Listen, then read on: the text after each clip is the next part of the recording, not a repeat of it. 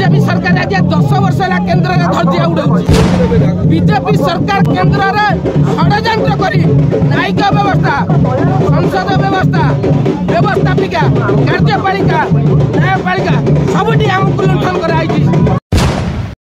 आज आम राजरास्ता को आसी जोगोली भाव में ध्वजिया उठा जाइए। आपण मैंने देखुवे सरकारी स्तर भी पालन कर संविधान ध्वजिया उठाई। आज साधारण जनता राजधानी में हजार हजार संख्यार आज 10,000 लोक गांधी संविधान को बचाई समस्त ओबीसी एससी एसटी मूल निवासी संख्यालघु एक गोटे नारा गोटे डर जो संविधान भारत अखंडता रखी, धर्मनिरपेक्षता रखी, समाजवाद देती, समानता देती, न्याय देती, बंधुता देती, स्वतंत्रता देती, ताकू क्षुण्ण हवाई देबू नहीं। आज समस्ते एक संविधान सुरक्षा समावेश एवं विशाल रैली कर 14 दिन है राज्य व्यापी रथ परिक्रमा कर राज्यर परिस्थिति तार चित्र को जो भाव में देखीचु आज उपस्थापना कर सरकार मौलिक अधिकार को क्षुण्ण कर सरकार संविधान स्वतंत्र अधिकार को क्षुण्ण कर आदिवासी मान लुंठन होती, आदिवासी मान गुली होती, आदिवासी मान जमी दि जाऊ नहीं, दलित मान जमी दि जाऊ नहीं एवं कलिंग नगर देखिए आज मृतक परिवार को निजुक्ति दि जाऊ नहीं। तेणु भूमिहीन को जमी पटा दि जाऊ नहीं, निजुक्ति सुजोग नहीं एवं विशेष करी संविधान जो वर्गीकरण करदे, क्रीम लेयर करदे, पीएफ हटईदे, रिजर्वेशन को प्राइवेटाइजेशन कर हटई दौरान विरुद्ध आज जनमत हो।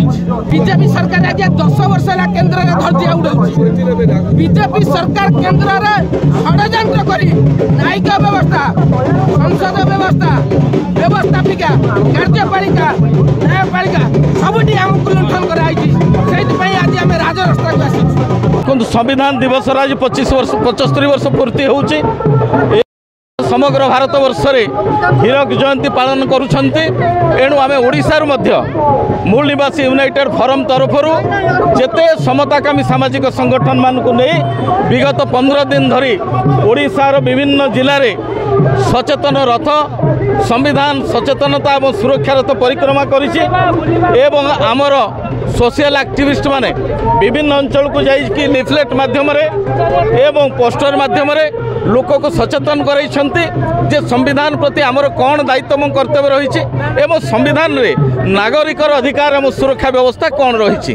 दुर्भाग्यर विषय आजिकार दिन में आमे भारत वर्षर माननीय मुख्यमंत्री, भारत वर्षर महामहिम राष्ट्रपति एवं ओडिशार मुख्यमंत्री को अवगत कराइबा चाहूँ जेभली ढंगरे वर्तमान संविधान को संकुचित करा जाउची, संविधान को 100% कार्यकारी करा जाउ नाही एवं आउ किछि कहिले एक धर्म गणतांत्रिक धर्मनिरपेक्ष राष्ट्र बदले ताकू हिंदू राष्ट्र गठन करिबो बोली।